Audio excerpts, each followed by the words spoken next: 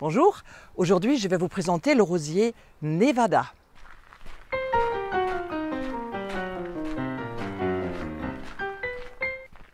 Bonjour et bienvenue. Il a vraiment fallu que je vous présente Nevada en ce moment. Fin mai, début juin, c'est son grand moment.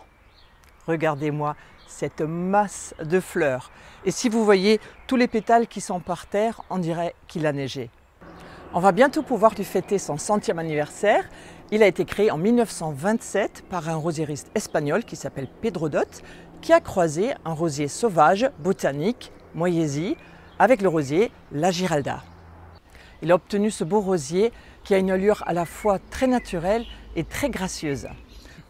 Ces grandes fleurs sont d'un blanc très pur, très élégant. Et ce qui ressort surtout, c'est ce cœur d'étamine jaune très lumineux, très fort. Et ce que j'aime beaucoup, c'est à l'extérieur, il y a une couronne de pétales assez grands. Et puis, autour du cœur, on voit plusieurs plus petits pétales. Comme la fleur est très ouverte, les pollinisateurs s'y posent très facilement. Et il y a toujours du monde qui vient visiter Nevada.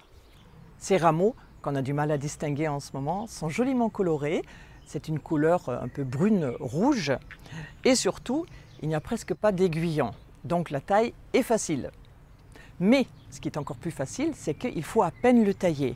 Nevada a vraiment besoin de s'exprimer librement pour être beau. C'est justement quand ces grands rameaux tombent librement qu'il y a ces sortes de guirlandes qui vont se former. Donc ne le coupez pas court ou comme ça au milieu. C'est ce que j'ai dû faire plusieurs fois parce qu'ici, de temps en temps, il gêne le passage. Mais alors on se retrouve avec des rameaux coupés à moitié et ce n'est vraiment pas beau. Donc, quand c'est possible, taillez uniquement les pousses âgées pour stimuler justement la venue de nouvelles pousses qui, la première année, vont pousser tout droit, mais qui, à force, vont commencer à se ployer. Et dès la deuxième, troisième année, vous aurez ces pousses qui retombent et qui donnent toutes ces fleurs et qui donnent cette allure très charmante. Nevada va remonter légèrement tout l'été, mais vous n'aurez plus cette masse spectaculaire. Pour ça, il faut attendre l'année prochaine. Vous pouvez bien sûr stimuler la floraison en taillant régulièrement les fleurs fanées. C'est un grand arbuste qui atteindra facilement 2 mètres dans toutes les directions. Il a besoin d'une exposition lumineuse, mais une situation un tout petit peu ombragée lui est plus favorable et ça met plus en valeur la luminosité de ces grandes fleurs blanches.